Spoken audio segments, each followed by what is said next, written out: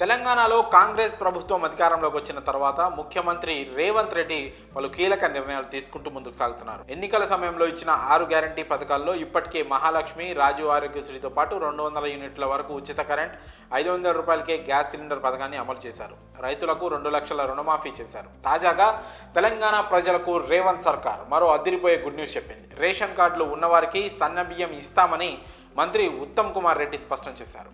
ప్రస్తుతం సన్న బియ్యం మిల్లింగ్ చేస్తున్నామని, త్వరలోనే బియ్యం పంపిణీ చేయనున్నట్లు ఆయన చెప్పారు. ఒక్కొక్కరికి 6 కేజీల చొప్పున మంజూరు చేస్తామన్నారు. ఇక రేషన్ డీలర్ల ద్వారా ఈ సన్న బియ్యం పంపిణీ చేయనున్నారు.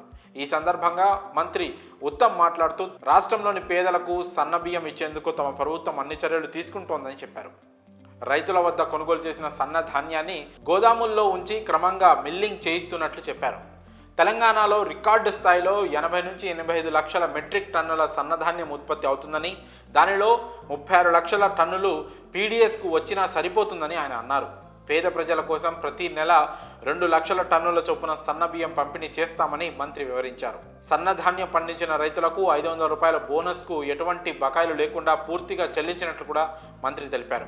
ఇదిలా ఉంటే తెలంగాణలో కొత్త రేషన్ కార్డుల కోసం చాలా కాలంగా ప్రజలు ఎదురు చూస్తున్నారు. ఇప్పటికే కొత్త రేషన్ కార్డుల పంపిణీపై ప్రభుత్వం కసరత్తులు కూడా మొదలుపెట్టిన విషయం తెలిసిందే. ఈ మేరకు ఇటీవల ప్రభుత్వం అసెంబ్లీలో కీలక ప్రకటన చేసింది. సంక్రాంతి నుంచి కొత్త రేషన్ కార్డులు పంపిణీ చేయనున్నట్లు తెలిపారు. ప్రజాపాలనలో వచ్చిన దరఖాస్తుల ఆధారంగా అర్హులైన వారికి రేషన్ కార్డులు మంజూరు చేయనున్నట్లు తెలిపారు. ఎల్లుండి జరిగే కేబినెట్ భేటీలో కొత్త రేషన్ కార్డులపై కీలక నిర్ణయం తీసుకోనున్నట్లు తెలిసింది. దాదాపు 30 లక్షల రేషన్ కార్డులు ఇచ్చేందుకు ప్రభుత్వం సిద్ధమైనట్లు తెలిసింది. మరి పేద ప్రజలకు సన్నబియ్యం పంపిణీ విషయంపై ప్రభుత్వం తీసుకున్న ఈ నిర్ణయంపై మీ అభిప్రాయాలను కామెంట్స్ రూపంలో తెలియజేయండి.